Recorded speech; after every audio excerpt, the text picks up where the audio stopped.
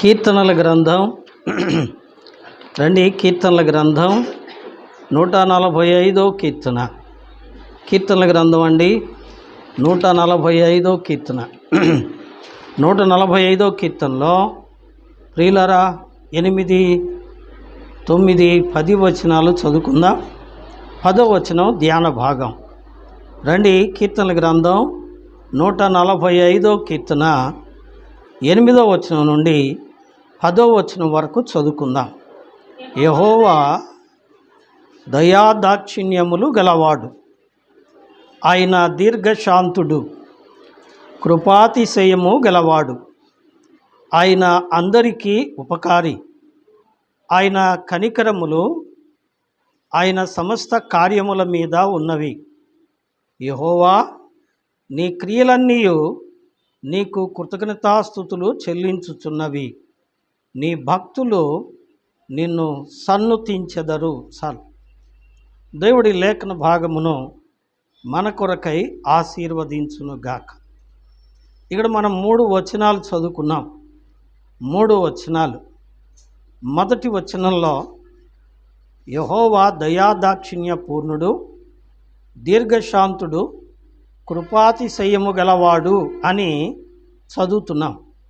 రెండో మాట, ప్రియులారా, ఆయన అనగా యెహోవా అందరికీ ఉపకారి అని చదువుకున్నాం. ఆయన అందరికీ ఉపకారి.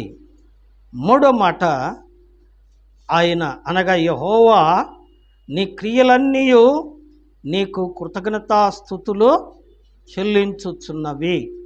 ఈ చదవబడిన వాక్య భాగాల్లో మొదటి 2 వచనాలు దేవుని గూర్చి కొన్ని లక్షణాలు చెప్పారు, కొన్ని లక్షణాలు. కానీ 3వ వచనం ఒక ప్రత్యేక అంశాన్ని గురించి మాట్లాడుతూ ఉంది. అదే ఈ పూట మన ధ్యాన భాగం. మొదటిగా ఆయన దయగల దేవుడని, రెండవదిగా ఆయన దీర్ఘశాంతుడు అని, మూడవదిగా ఆయన కృపాతిశయము గలవాడని, నాలుగవదిగా ఆయన అందరికీ ఉపకారి అని, ఐదవదిగా ఆయన కనికరము గలవాడని 5 లక్షణాలు చెప్పబడ్డాయి. 5 లక్షణాలు. ఈ 5 లక్షణాలు గల దేవుడు, ప్రియులారా, ఆ దేవుడు ఇక్కడ వ్రాయబడ్డ మాట ఏమిటి అంటే, ఆ దేవుని గురించి ఏమంటున్నాడు? యెహోవా నీ క్రియలన్నీ నీకు కృతజ్ఞతాస్తుతులో చెల్లించుచున్నవి. ఏంటి అంట? యెహోవా క్రియలు. ఇక్కడ యెహోవా క్రియలు అంటే ఏంటి? దీన్ని ఇంకో మాట యెహోవా కార్యములు అంటారు కదండి. అందుకనే ఆయన కనికరములు ఆయన సమస్త కార్యముల మీద ఉన్నవి అంటాడు. ఆయన కనికరములు ఎక్కడున్నాయట? ఆయన సమస్త కార్యముల మీద. క్రియలు, కార్యములు, పనులు. ఏమిటి చెప్పండి? క్రియలు, కార్యములు, పనులు. వీటిని ఏమంటారంటే వర్క్స్ అంటారు. అంటే పనులు. ఏమండి? ఈ పనులు మనం కూడా చేస్తాం, పనులు చేస్తాం. కానీ దేవుని పనులకు మనుషులు చేసే పనులకు చాలా తేడా ఉంది. దేవుడు చేసిన పనిలో మనుషులు చేయలేరు. అది ఇక్కడ ప్రత్యేకంగా ఏం చెప్తున్నాడంటే, నీ క్రియలు అంటే ఎవరి క్రియలు? యెహోవా క్రియలు. బాగా అర్థం చేసుకోండి. యెహోవా నీ క్రియలన్నీ నీకు కృతజ్ఞతాస్తుతులో చెల్లించుచున్నవి. ఎవరి క్రియలు చెప్పండి? దేవుని క్రియలు. క్రియలంటే పనులు. దేవుడు చేసిన పనులట దేవునికే కృతజ్ఞతాస్తుతులో చెల్లిస్తున్నాయట. అదెట్టా? చేసిన పనులు ఆయన ఎలా స్తుతిస్తాయి?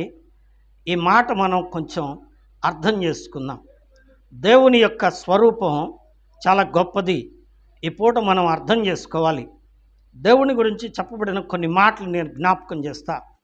కీర్తనల గ్రంథం 34వ అధ్యాయము 8వ వాక్యం విందాం. కీర్తనల గ్రంథం 34వ అధ్యాయము 8వ వచనం. యెహోవా ఉత్తముడని రుచి చూచి తెలుసుకొనుడి. బాగా వినండి. యెహోవా ఉత్తముడని రుచి చూచి తెలుసుకొనుడి అంటే దాని అర్థం ఇంగ్లీష్లో ఏముందంటే taste the Lord is good అని. అంటే దేవుడు మంచివాడని రుచి చూచి తెలుసుకోండి అని అర్థం. అలాగైతే దేవుని గురించి ఇంకో మాట కూడా చెప్పబడి ఉంది కీర్తనల గ్రంథంలో. అదేంటంటే రండి, కీర్తనల గ్రంథం 100వ కీర్తన, సామ్ చాప్టర్ 100. ఏమండి, కీర్తనల గ్రంథం 100వ అధ్యాయము 100వ కీర్తన 3వ వాక్యాన్ని విందాం.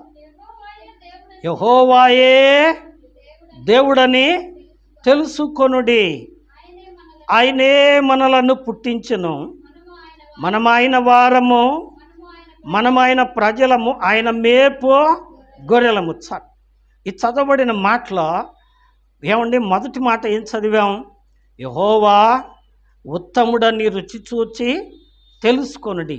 ఇప్పుడు రెండో మాట ఏం చదువుతున్నామంటే యెహోవాయే దేవుడని తెలుసుకొనుడి. అంటే అర్థం ఏంటి? యెహోవా దేవుడు కాదా? దేవుడు కాదని కొంతమంది అంటున్నారా? ఈ సత్యాన్ని మనం తెలుసుకోవాలి. యెహోవా అనేది హీబ్రూ నామం. దీన్ని యావే అంటారు. నిర్గమకాండంలో 6వ అధ్యాయంలో, నేను ఇది వరకు నా ప్రజలైన ఇశ్రాయేలీల కనగా అబ్రహాము, ఇస్సాకు, యాకోబులకు యెహోవా నామమున ప్రత్యక్షమైతిని అంటాడు. అక్కడ యావే అంటే అర్థం ఏంటంటే దేవుడు అని. ఏమండి, యావే అంటే దేవుడు అని. దీని మూలనామం ఏల్. ఏల్ ఏల్ అనగా దేవుడు కదండి, దేవుడు. అయితే ఇక్కడేమంటున్నాడు? యెహోవాయే దేవుడు అని తెలుసుకోండి. అంటే దేవుడే దేవుడు అని తెలుసుకోండినా దీని అర్థం చాలా గొప్ప పరమార్థం. ఈ మాట మనం అర్థం చేసుకోవాలి. అర్థం చేసుకోవాలంటే మూలంలో ఉన్నటువంటి మాటను మనం చదవాలి. ఏమండి, ఇంగ్లీష్ బైబిల్లో ఏమనుందంటే, ఏమండి, know the Lord is God. English బైబిల్లో ఏమనుందంటే know the Lord is God.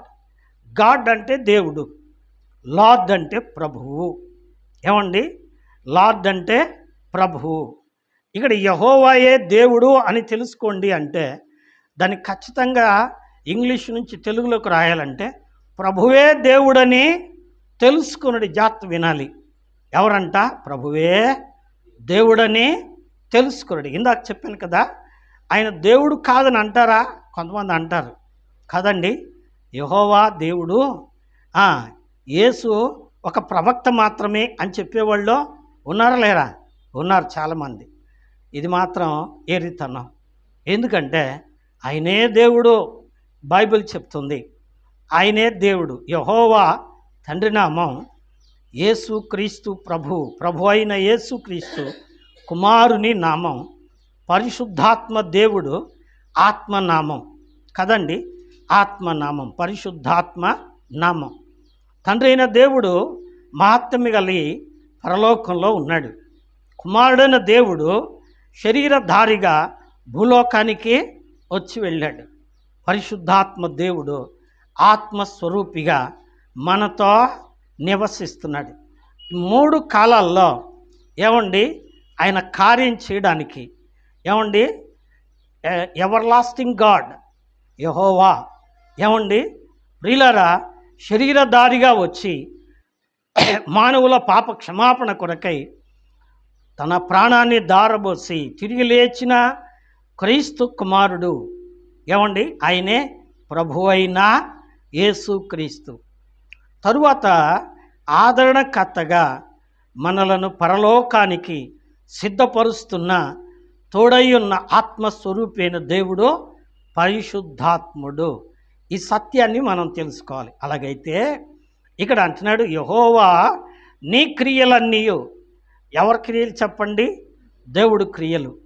దేవుడు అంటే ఇక్కడ 2 మాటలు మనం చెప్పుకున్నాం. ప్రభువు, దేవుడు కదండి. దేవుడు, ప్రభువు. యెహోవా ప్రభు అయిన యేసుక్రీస్తు. యెహోవా మహిమగల దేవుడు. ఆయనే శరీరధారిగా వచ్చి ప్రభు అయిన యేసుక్రీస్తుగా ఈ భూమి మీద నిలిచాడు. అందుకే యోహాను సువార్త 1వ అధ్యాయంలో ఆది యందు వాక్యం ఉండెనో, వాక్యము దేవుని యొద్ద ఉండెనో, వాక్యమే దేవుడై ఉండెను. యోహాను సువార్త 1వ అధ్యాయం 1వ వచనం. కిందకు వస్తే ఆ వాక్యము శరీరధారి అయి కృపా సత్య సంపన్నుడిగా మన మధ్య నివసించను. ఆయనే కుమారుడు, ఆయన దేవుడు, ఈయన ప్రభువు, ఈయన పరిశుద్ధ ఆత్మ. అలాగైతే నీ క్రియలు ఏమండి? మొట్టమొదటిగా యెహోవా క్రియలు మనం చెప్పుకుందాం. ఏం క్రియలు చెప్పండి? యెహోవా క్రియలు. యెహోవా క్రియలు దేవుని క్రియలు. ఎటువంటివట? కనికరము గల కార్యములు. ఏమండి? యెహోవా అందరికీ ఉపకారి. ఆయన కనికరములు ఆయన సమస్త కార్యముల మీద ఉన్నవే. ఇంకో మాట చూడండి, 66వ కీర్తన. 66వ కీర్తనలో దావీదు భక్తుడు ఒక చక్కని మాట అంటున్నాడు. చూడండి 16వ వచనం. కీర్తనల గ్రంథం 66వ అధ్యాయము. దేవుని యందు భయభక్తులు గలవారులారా, మీరు వచ్చి ఆలకించండి.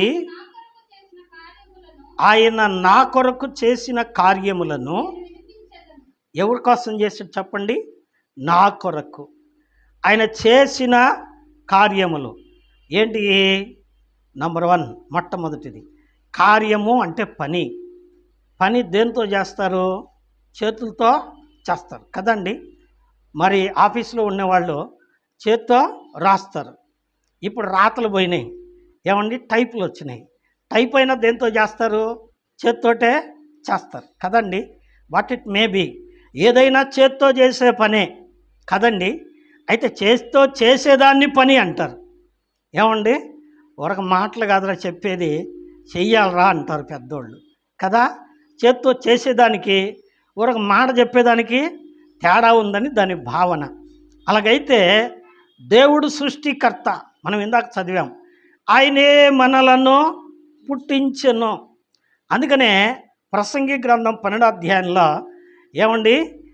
ప్రసంగి అనగా సొలొమోను అంటాడు, నీ సృష్టికర్తను స్మరణకో తెచ్చుకో అంటాడు. ఇక్కడ సృష్టికర్త ఏం చేశాడు? సృష్టి అంతటినీ చేశాడు. ఏమిటా సృష్టి? కనపడే సూర్యుని చేసింది ఎవరో? ఆయనే. కనపడే చంద్రుని చేసింది ఎవరో? ఆయనే. ఏమండి? ఆకాశాన్ని చేసింది ఎవరో? ఆయనే. భూమిని చేసింది ఎవరో? ఆయనే. ఏమండి? సముద్రాన్ని చేసింది ఎవరో? ఆయనే. సముద్రంలో ఉండే జీవరాశులను చేసింది ఎవరో? ఆయనే. భూమి మీద ఉండే జీవరాశులను చేసింది ఎవరో? ఆయనే. ఆకాశంలో ఎగిరే పక్షులను చేసింది ఎవరో? ఆయనే. ఇవన్నీ చేశాడు. కానీ అవి ఆయన చేసిన పని కాదు. ఎందుకంటే పరిశుద్ధ గ్రంథంలో మనం చూస్తే ఏమండి, ఇప్పుడు సమయం చాలదు, కానీ మీరు 1వ అధ్యాయము ఆదికాండ గ్రంథం 1వ అధ్యాయం అంతా ఒకసారి చదవండి. పిక్చర్ మీకు అర్థమవుతుంది. దేవుడైన యెహోవా ఏం చేశారట? సూర్యుడు కలుగునుగాక అన్నారు, కలిగిపోయింది. చంద్రుడు అగునుగాక అయిపోయింది. ఆకాశం కనబడునుగాక అన్నారు, అయిపోయింది కదండి. భూమి మంచి ఫలములనిచ్చు వృక్ష ఫలమును మొలిపించునుగాక అన్నాడు, అయిపోయింది. సో ఇదంతా ఎలా అయిపోయింది? With the voice of God. ఏమండి? Word of God. ఆయన తన నోటి మాటతో సమస్తాన్ని చేశాడు. కానీ ఆయన నోటి మాటతో చేయకుండా చేత్తో చేసిన పనులు ఉన్నాయి. ఏమిటవి?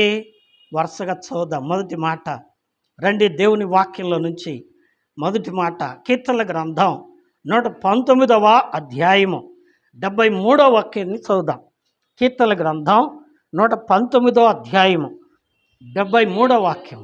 నీ చేతులు నన్ను నిర్మించి నాకు రూపు ఏర్పరచను. ఏంటంట? దై హ్యాండ్స్. ఏమండి? నీ చేతులు నాకు రూపు ఏర్పరిచి. ఏమండి? ఇప్పుడు మరలా ముందుకు వెళదాం. యోబు గ్రంథం 10వ అధ్యాయము 8వ వాక్యాన్ని విందాం. యోబు గ్రంథం అండి 10వ అధ్యాయం అండి 8వ వాక్యం.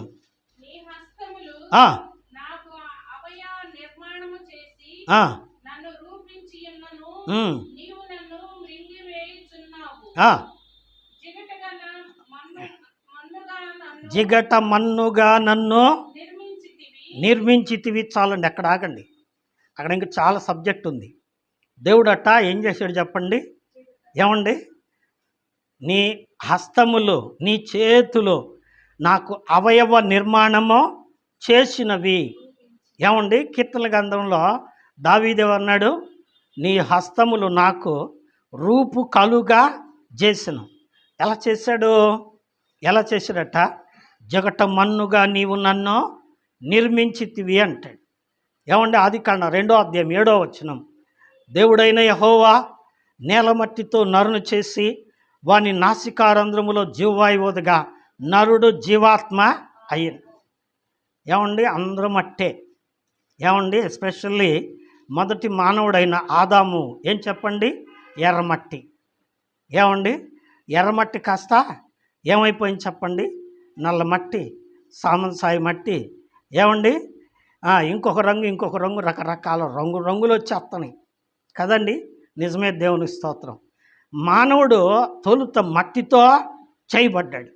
మట్టితో చేయబడ్డ మానవుడిలో నుంచి మానవి అంటే స్త్రీ వచ్చింది కదండి.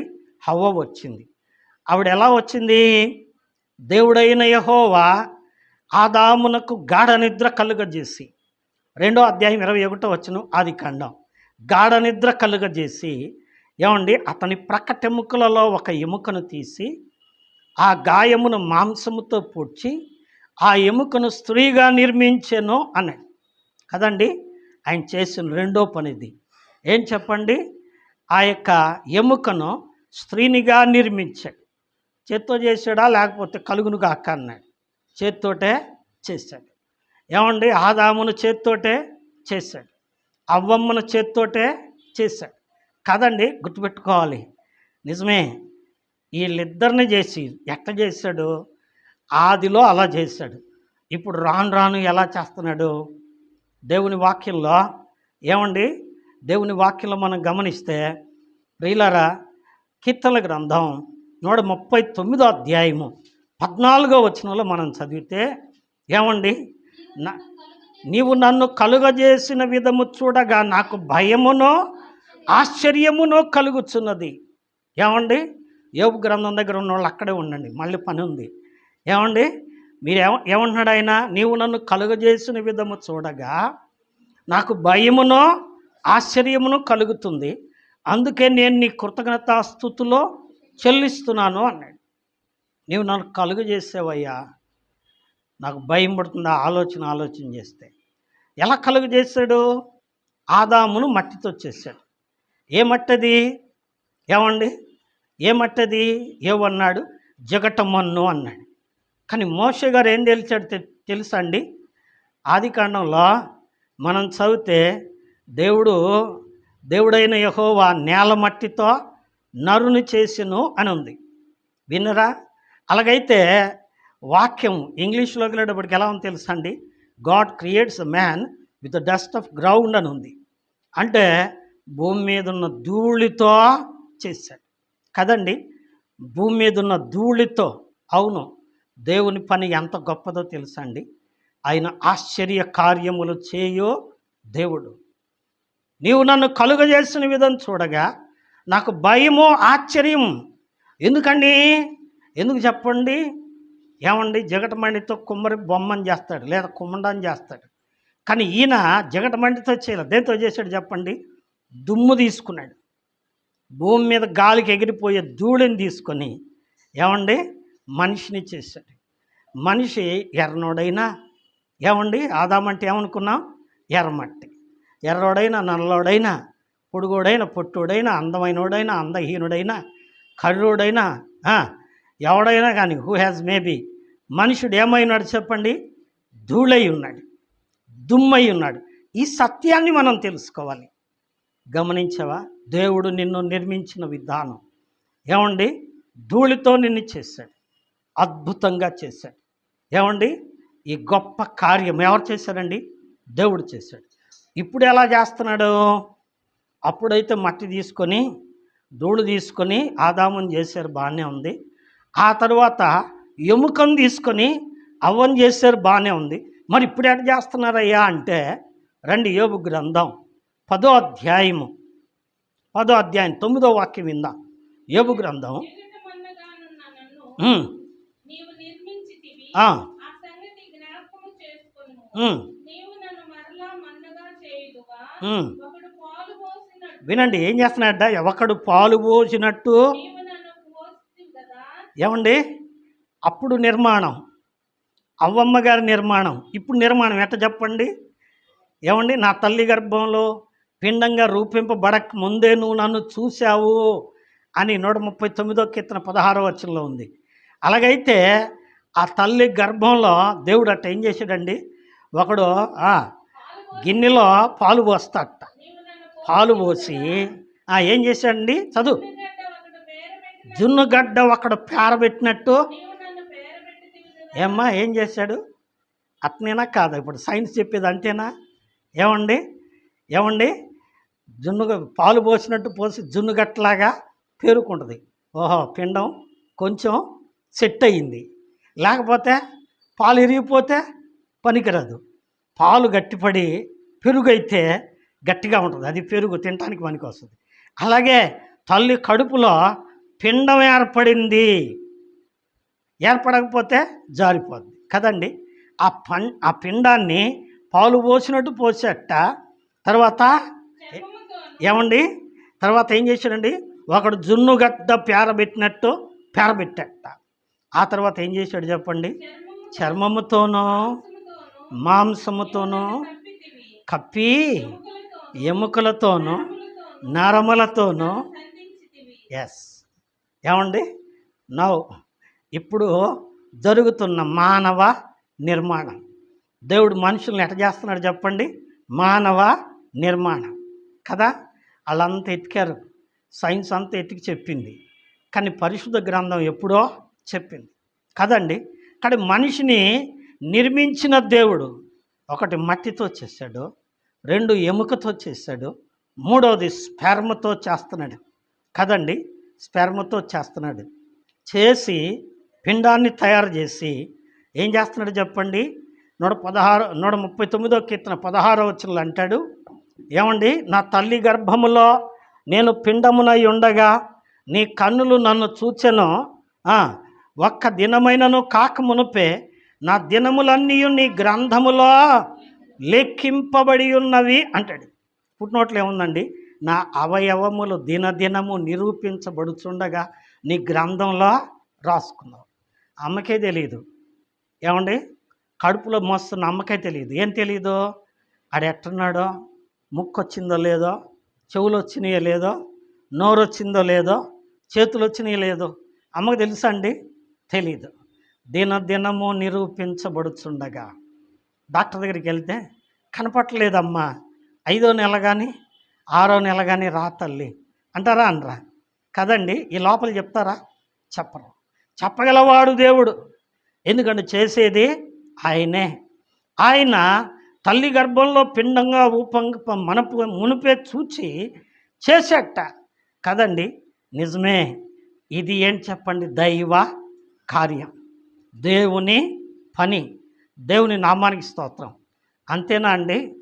అట్టి దేవుడు మనిషి సుఖంగా ఉండాలని ఏదేను వనాన్ని సృజించి అక్కడ చక్కగా తినడానికి ఫలములు సంతోషంగా కలిసి ఉండడానికి వాళ్ళిద్దరిని చేసి అక్కడ పెడితే వాళ్ళు ఏం చేశారు చెప్పండి, చేయకూడని పని చేసి ఆజ్ఞ అతిక్రమించి పాపమో చేశారు. పాపం చేసి పాపం వలన వచ్చు జీతమైన మరణాన్ని పొందుతున్నారు. అలాగైతే ఇట్టి స్థితిలో ఉన్న మానవుల కోసం దేవుడు చేసిన ఇంకొక కార్యం ఉంది. ఏమిటా కార్యము అంటే, రండి యోహాను రాసిన పత్రిక, 1 యోహాను రాసిన పత్రిక 4వ అధ్యాయము 8వ వాక్యం విందాం. యోహాను రాసిన మొదటి పత్రిక. దేవుడు ప్రేమస్వరూపి, ప్రేమ లేనివాడు దేవుని ఎరుగడు.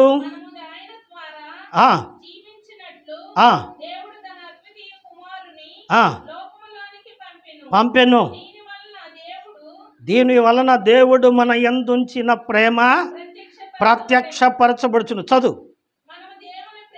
ప్రేమించితిమని కాదు, తానే తానే మనలను మనలను ప్రేమించి పాపములను మన పాపములకు ప్రాయశ్చిత్తమై ఉండుటకు. తన కుమారుని ప్రైజ్ ద లార్డ్. ఏం చేశాట? ప్రేమ ఉన్నది. మన పాపములకు ప్రాయశ్చిత్తమై ఉండడానికి తన కుమారుని పంపాడు. ఆ దేవుడే, సృజించిన దేవుడే, రూపునిచ్చిన దేవుడే, ఏమండి, భర్తను సృజించి, తర్వాత భార్యను సృజించి, తర్వాత సంతానం అంతా సృజించిన దేవుడు వాళ్ళు పాడయి పాపం చేసి నశించిపోతూ ఉంటే జాలిగల ప్రేమగల దేవుడు కదండి. పిల్లోడు బడికి పోకపోతే తండ్రి ఏం చేస్తాడు చెప్పండి? పట్ట కుట్టేస్తాడు. ఏమయ్యా, ఎందుకు పిల్లోడు నా మీద చంపేస్తావు ఏమయ్యా అంటది. ఏమే కదండి. ఈ గాడిద మాట వినటం లేదు, వీడికి అన్నం పెట్టద్దు, ఈయన అసలు బయటికి రానిద్దు, రూలు పెట్టి తోలమై అంటాడు. ఏమండి, అన్న ఆయన ఊరుకుంటాడా చెప్పండి? ఊరుకుంటాడా? ఎన్నాళ్ళు ఊరుకుంటాడు? వాడు చస్తే బాగుండి అంటాడండి. ఏమండి అన్నాడు. ఏం చేస్తాడు? వాడు ఏమన్నా తిన్నాడా అంటే నువ్వు పెట్టదంటవే అందనుకోండి, పిచ్చి మొఖమా, వాడు బడికి పోవట్లేదు మాట వింటలేదని అన్నాను కానీ వాడు అన్నం లేకపోతే అసలు ఆ నిమిషం కూడా ఆగలేడే, అడిగి పెట్టే. ఎంత ప్రేమ అండి, తండ్రి ప్రేమ ఎంత గొప్పది. అందుకనే దేవుడు ఆయన ఆజ్ఞ అతిక్రమించి పాపం చేసినందుకు మనుషుల కోసం ఏమండి ఇంకొక కార్యం చేస్తున్నాడు. ఏమిటా కార్యమో? దేవుడే మనుషుడిగా, మానవుడిగా, కుమారుడిగా ఈ లోకానికి వచ్చాడు. ఎందుకంట? పాపములకు ప్రాయశ్చిత్తం చేయడానికి. ఏమండి, పాపములకు ప్రాయశ్చిత్తం. యోహాను సువార్త 3:16 మనం అదే చదువుతాం. దేవుడు లోకముని ఎంతో ప్రేమించెను, కాగా ఆయన తన ద్వితీయ కుమారునిగా పుట్టిన వాని యందు విశ్వాసముంచు ప్రతివాడు నశింపక నిత్యజీవం పొందినట్లు ఆయనను అనుగ్రహించెను. వినరా? దేవుడు తన కుమారుని ఇచ్చాట. అంటే దేవుడే కుమారుడిగా ఈ లోకానికి వచ్చాడు. ఏమంటే కాపాడిన దేవుడు, నువ్వు మొన్నే గనక మొన్న అయిపోతావని నేను శపించిన దేవుడు ఆ శాపాన్ని తీసివేయడానికి, ఏమండి, ఆయన పాపాన్ని మోయటానికి, పాపిగా కావటానికి, ఏమండి, ఆ శాపాన్ని తీసివేయడానికి, శాపగ్రస్తుడుగా అయిపోవటానికి, సిలువలో ప్రాణం పెట్టడానికి ఈ లోకానికే వచ్చాట కదండి. ఈ లోకానికి వచ్చాట. వచ్చిన ఆయన ఏం చేశాడండి? ఆ తండ్రి ఇంకొక మాట చదవండి. యెషయా గ్రంథం 53 5వ వాక్యం వింద. యెషయా గ్రంథం 53 5 చదవమ్మా, చదవమ్మా.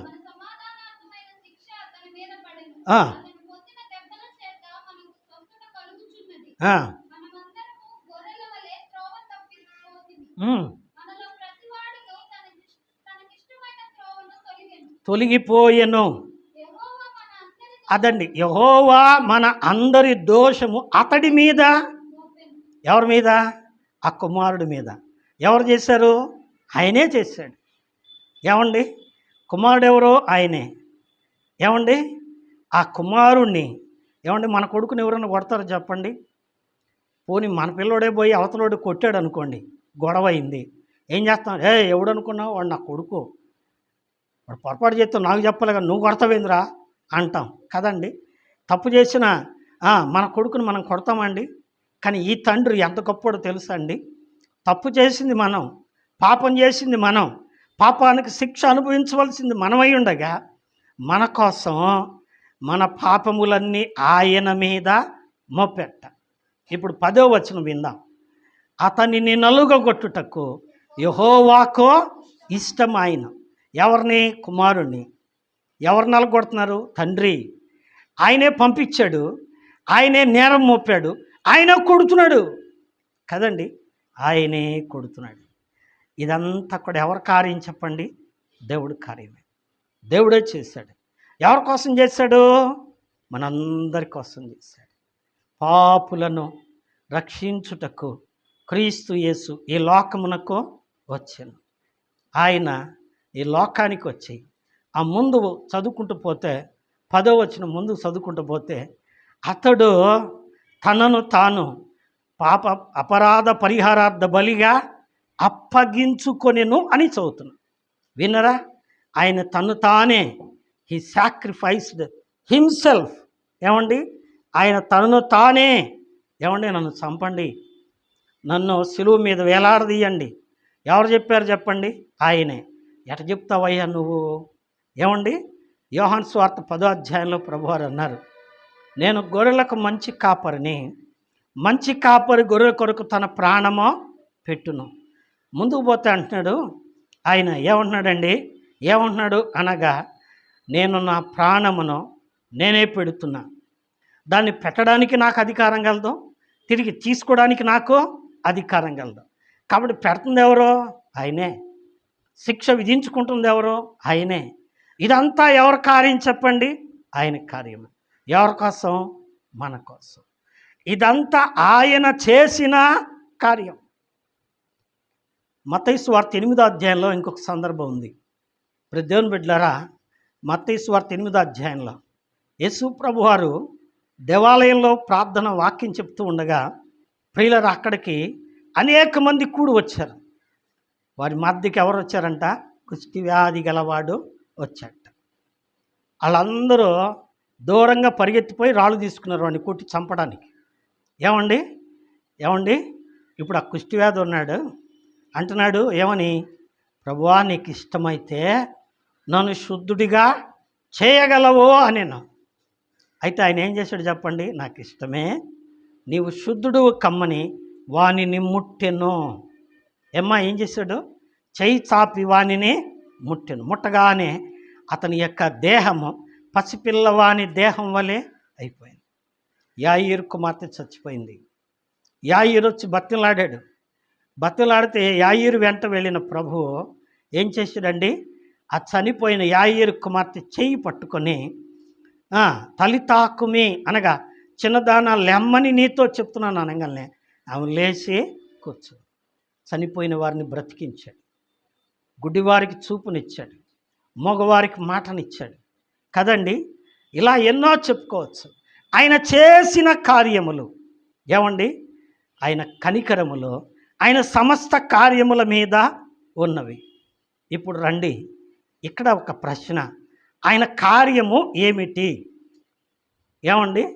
చెప్పుకున్నాం, సృష్టి యావత్తు సృజించింది ఆయనే. దాన్ని అంతటిని ఏం చేశాడు? మాటతో చేశాడు. కానీ మానవుల్ని మాత్రం తన చేతితో చేశాడు. సో దట్ మనం అర్థం చేసుకోవాల్సింది ఏంటంటే, ఆయన పని ఏంటి చెప్పండి? మనమే. ఇందుకు వచనాధారం ఏంటంటే యెషయా గ్రంథం, ఏమండి, 64వ అధ్యాయము 8వ వాక్యంలో మనం చదువుకుంటూ పోతే అక్కడున్న మాట ఏంటంటే, యెహోవా నీవే మా తండ్రివి, మేము జిగటమన్ను, నీవు మాకు కుమ్మరివి, మేమందరము నీ చేతి పని అయి ఉన్నాము. వింటున్నారా? ఏమంటున్నాడు? మేమందరము నీ చేతి పని అయి ఉన్నాము. అంతేకాదు, ఎఫెసీ పత్రికలో కూడా 2వ అధ్యాయంలో 10వ వాక్యంలో ఉంది, ఏమండి, మనమందరము ఆయన చేసిన పని అయి ఉన్నాము అని ఉంది. వీఆర్ దై వర్క్మ్యాన్షిప్. ఏమండి? ఆయన చేతులతో చేసిన పని ఎవరు చెప్పండి? మనమే. అంటే ఇక్కడ కీర్తనాకారుడు మాట్లాడిన మాట, యెహోవా నీ క్రియలు. ఇప్పుడు నీ క్రియలు అంటే ఎవరు చెప్పండి? మనమే, మనుషులే. మనల్ని పుట్టించింది ఆయనే, మనల్ని వృద్ధి చేసింది ఆయనే, పాడైపోతే మనల్ని బాగు చేయడానికి ప్రాణం పెట్టింది ఆయనే, రక్తం గార్చింది ఆయనే, రోగంలో ఉండగా బాగు చేసింది ఆయనే. ఏమండి? 41వ కీర్తన 3వ వాక్యంలో, ఏమండి, మరణ పడక మీద ఉన్నవానిని ఆయన చూశాడట. ఆయన మరణ పడక మీద ఉన్నవానికి స్వస్థత కలుగు చేశాడట. ఇలాగ అన్ని పనులు ఆయన చేస్తున్నాడు. అలాగైతే ఇన్ని చేసిన దేవుడు, ఏమండి, ఆయన పనులు ఎవరు చెప్పండి? మనమే. మనమే అయితే, వినండి, మనమే అయితే మనం ఆయన్ని స్తుతిస్తున్నామా? త్వరగా 1-2 మాటలు నేను చెప్తాను, దయతో ఆలకించండి. సమయం అయిపోయింది. త్వరగా 1-2 మాటలు రండి. లూకాసు వార్త 7వ అధ్యాయము, లూకాసు వార్త 7వ అధ్యాయము 38-39 వచనాలు చదువుకుందాం. లూకాసు వార్త 7వ అధ్యాయము 38, 39. ఆయన పాదముల యొద్ద నిలవబడి ఉమ్, ఏడ్చుచు ఉమ్, కన్నీళ్లతో ఆయన పాదములను తడిపి ఉమ్, తన తల వెంట్రుకలతో తుడిచి ఉమ్, ఆయన పాదములను ముద్దు పెట్టుకొని ఉమ్. ఆ అత్తరు వాటికి పూసెను. ఆ, ఆయనను పిలిచిన పరిసయ్యుడు చూచి అది చూచి ఈయన ప్రవక్త అయిన ఎడల ఈయన ప్రవక్త అయిన ఎడల తన్ను తన్ను ముట్టుకొనిన ఇది ఎవతో, ఎటువంటిదో ఎరిగి ఉండను. చాలండి, ఇది ఎవతో ఎటువంటిదో ఈయన ఎరిగి ఉండును కదా. వినండి, సృష్టించిన ప్రభువు అక్కడ ఒక పాపాత్మురాలైన స్త్రీ ప్రభువు దగ్గరికి వచ్చింది. నేరుగా వచ్చి యేసయ్య పాదాల దగ్గర కూర్చుంది. యేసయ్య పాదాల దగ్గర కూర్చొని ఏం చేస్తుంది చెప్పండి? కన్నీళ్లు పెట్టుకుంటుంది. కన్నీళ్లు పెట్టుకుని తన కన్నీళ్లతో ఆయన పాదములను తుడిచింది. తన తల వెంట్రుకలతో ఆయన పాదములను తుడిచింది. తను తీసుకొచ్చిన అద్దర బుడ్డి ఆయన పాదాలకు పూసింది. ఆయన భోజనానికి పిలిచట. ఎవరు చెప్పండి? పరిసయ్యుడు. ఈయన పేరేంటో తెలుసా? మత్తయి సువార్త 26వ అధ్యాయము 6వ వచనం మీరు గుర్తుపెట్టుకొని చదువుకోండి. ఏమండి ఆయన పేరు? ఏం పేరండి? సీమోను. సీమోను, కుష్ఠరోగి అయిన సీమోను అని అక్కడ ఉంది. ఏమండి ఆయన కుష్ఠరోగి, ఏమేమో వ్యభిచారి, పాపాత్మురాలు. ఈమె ప్రభు మాటలు విని ఏం చేసిందండి? ప్రభు మాటలు ఏముంది? ఏమండి పరిసయ్యులు, సుంకర్లు, పరిసయ్యులు, శాస్త్రులు అందరూ కలిసి ఆమెను పట్టుకొచ్చారు. యోహాను సువార్త 8వ అధ్యాయంలో. ఈమె విచారం చేయించుండగా పట్టబడింది, కాబట్టి ఈమెను రాళ్లతో కొట్టి చంపాలా అని ప్రభువారు అన్నారు. మంచిదే, అలా చంపమని ధర్మశాస్త్రం చెప్పింది కాబట్టి మీలో ఎవడు పాపం చేయలేదో వాడు ముందు రాయేసి కొట్టి చంపేయండి అన్నాడు. ఎవడు చంపలు అందరూ వెళ్ళిపోయారు. తరువాత ఆయన ఏం పిలిచాడు చెప్పండి? అమ్మా వారేరి, ఎవరు నేను శిక్ష విధించలేదా? ఆయన సంబోధించిన సంబోధన ఆమె బ్రతుకు మార్చేసింది. నేను ఎంత నీచురాల్ని, ఎంత దుర్మార్గురాల్ని, నీచమైన బ్రతుకు బ్రతికి నన్ను అమ్మాని పిలిచాడు ఈయన దేవుడు కదా అనుకుంది. మారు మనసు పొందింది, పశ్చాత్తాపడింది. ఆయన పాదాల దగ్గర కూర్చొని కన్నీళ్లతో ఆయన పాదాలను కడుగుతుంది.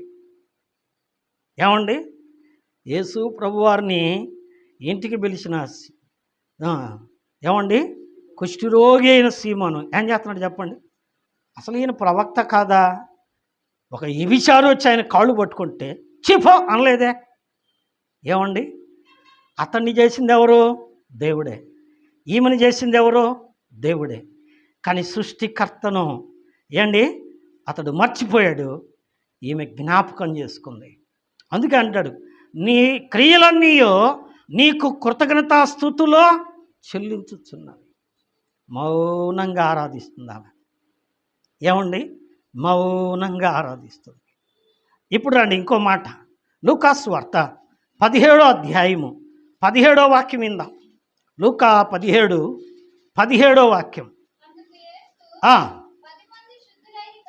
ఇంకొంచెం ముందు, ఇంకొంచెం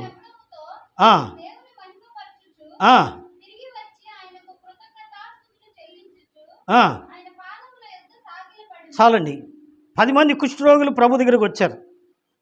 10 మంది ఆయన అడిగారు, అయ్యా మమ్మల్ని బాగు చేయను. సరే మీరు వెళ్ళండి, దేవుని మందిరంలో యాజకుడికి చూపించుకోండి, మీరు బాగుపడతారా అని చెప్పాడు యేసయ్య. వాళ్ళందరూ ప్రయాణమైపోతూ ఉండగా వారిలో ఒకడు ఏం చేశాడు చెప్పండి? తను బాగుపట్టం చూశాడు. వెంటనే వెనక్కి తిరిగి వచ్చి ఏం చేస్తాడండి? గొప్ప శబ్దముతో ఆయనకు కృతజ్ఞతాస్తుతిలో చెల్లిస్తున్నాడు. ఆ మౌనంగా ప్రభువును ఆరాధిస్తుంది. ఈయన గొప్ప శబ్దముతో ప్రభువును ఆరాధిస్తున్నారు. మొత్తం మీద వీళ్ళిద్దరూ ఆరాధిస్తున్నారు. మిగిలిన వాళ్ళు ఏం చేస్తున్నారు?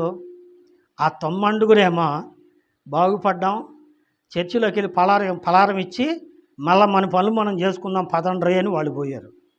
ఏమండి కానీ ఈ యొక్క కుష్ఠరోగి అయిన సీమోను ఏం చేస్తున్నాడు చెప్పండి? ఈయన ప్రభువా కాదా, ఈయన దేవుడా కాదా, నేరాలు నిందలు మోపుతున్నాడు. అయితే ఇక్కడ అంటాడు, యెహోవా నీ క్రియలన్నీ నీకు కృతజ్ఞతాస్తుతిలో చెల్లించుచున్నవి. అందరూ చెల్లిస్తున్నారా? ఆయన క్రియలు మనుషులే కదా. ఆయన నిన్ను సృజించాడు, నన్ను సృజించాడు, సీమోను సృజించాడు, పాపాత్మురాలను సృజించాడు, కుష్ఠరోగులను సృజించాడు, గుడ్డి వాళ్ళని సృజించాడు, అందరినీ. ఏమండి, అందుకే అంటాడు ఆయనే మనలను పుట్టించెను. 100వ కీర్తన కింద పుట్టినట్లు ఏముందండి, మనలను మనమే పుట్టించుకోలేదు. దేవుడే ఆడుండడురా అనేవాళ్ళు, దేవుడు లేకపోతే నువ్వే ఆడుండవురా. ఏమండి, దేవుడు అంటాడు కదండి, నిజమే. అలాంటి అయితే వాళ్ళందరూ దేవుని స్తుతిస్తున్నారా? లేదు కదా. అందుకనే కింద అంటాడు నీ భక్తులు నిన్ను సన్నతించదు. ఎవరండి భక్తులు? అంటే భయం కలిగిన వాళ్ళు. ఏమండి, అయ్యో నేను పాపిని, నా పాపాన్ని ప్రభు క్షమించాడు, నా కొరకు సిలువలో మరణించాడు, రక్తం చిందించాడు, కాబట్టి నేను ఇంకా బ్రతుకున్నా నేను చేసిన పాపాలకు ఎప్పుడో నేను నశించిపోవలసిన దాన్ని. నా నోరు మంచిది కాదు, నా బ్రతుకు మంచిది కాదు, నా ప్రవర్తన మంచిది కాదు. అయితే నా కోసం సిలువలో నా యేసయ్య ప్రాణం పెట్టాడు కాబట్టి నేను ఇంకా సజీవురాలుగా ఉన్నానని తెలుసుకొని ఆయన పాదాల దగ్గర దేది కన్నీళ్లతో ఆయన పాదాలను కడుగుతుంది. ఆ కుష్ఠరోగి తన బ్రతుకు బాగు చేసి, పాపపు కుష్ఠుతో ఉన్న తన బ్రతుకు బాగు చేసిన యేసయ్యను గొప్ప శబ్దముతో ఆరాధిస్తున్నాడు. కానీ మిగిలిన వాళ్ళు ఏం చేస్తున్నారండి? వదిలేశారు. ఏమండి, వదిలేశారు. ఇక్కడ అంటాడు నీ భక్తులు, భయం కలిగిన వాళ్ళు, మారు మనసు పొందిన వాళ్ళు, రక్షణ పొందిన వాళ్ళు, పాపినని గ్రహించిన వాళ్ళు ఆయన్ని ఆరాధిస్తూ ఉన్నారు. నీ భక్తులు నిన్ను సన్నతించెదరు. ఎందుకంటే యేసయ్య తలలో ముళ్ళ కిరీటం పెట్టించుకుంది నా కోసమే అని గ్రహించిన వాళ్ళు భక్తులు. యేసయ్య కొరడా దెబ్బలు తింది నా కోసమని గ్రహించిన వాళ్ళు భక్తులు. యేసయ్య సిలువలో చీలలతో గుచ్చబడి రక్తం దారులుగా కార్చి చనిపోయి బిగ్గరగా కేక వేసింది నా కోసమే అన్నవాళ్ళు భక్తులు. ఆయన మరణించి తిరిగి లేచి పరలోకానికి వెళ్ళి నన్ను తీసుకెళ్ళటానికి రాబోతున్నవాళ్ళు అనుకునేవాళ్ళు భక్తులు. అటువంటి వారు ఏం చేస్తున్నారు చెప్పండి? ఆయన్ని ఆరాధిస్తున్నారు, ఆయన్ని స్తుతిస్తున్నారు. అలాగైతే ఈ పూట వాక్యం వింటున్న నీవు, నీ మరణ పడక నుండి నేను బ్రతికిస్తున్నాడు, నీ కష్టాల్లో నీకు తోడుగా ఉన్నాడు. నోరు తెరిచి ప్రభువును ఆరాధించగలుగుతున్నావా? ప్రభువును స్తుతించగలుగుతున్నావా? ప్రభువుకు కృతజ్ఞతాస్తుతులు చెల్లించగలుగుతున్నావా? లేకపోతే నీకు ధన్యత లేదు. ఎందుకంటే నీ మందిరములో నివసించువారు ధన్యులు, వారు నిత్యము నిన్ను స్తుతించెదరు. వినండి ఇక్కడున్న మాట, యెహోవా నీ క్రియలన్నీ నీకు కృతజ్ఞతాస్తుతులు చెల్లించుచున్నవి, నీ భక్తులు నిన్ను సన్నుతిస్తారయ్యా. నిజమే, మిగిలిన వాళ్ళు మారు మనసు పొందితే సన్నుతిస్తారు, లేకపోతే వారి పాపం వారిని పట్టుకుంటుంది. ఈ సంగతి గ్రహిస్తే ఇప్పుడైనా నోరు తెరిచి ప్రభువా నేను పాపిని, నన్ను క్షమించావు, నన్ను రక్షించావు, నన్ను పాపం నుండి మరణము నుండి తప్పించావు, నా కొరకు నువ్వు చేసిన త్యాగం గొప్పది, నేను నిన్ను ఆరాధిస్తాను, నీ పరలోకంలో ఉండటానికి ఇష్టపడుతున్నానయ్యా అని ప్రార్థన చేసి ప్రభువును స్తుతించాలని మనవి చేస్తూ మాటలు ముగిస్తున్నాను. దేవుడు ఈ మాటలను మన కొరకై ఆశీర్వదించునుగాక. ఆమేన్.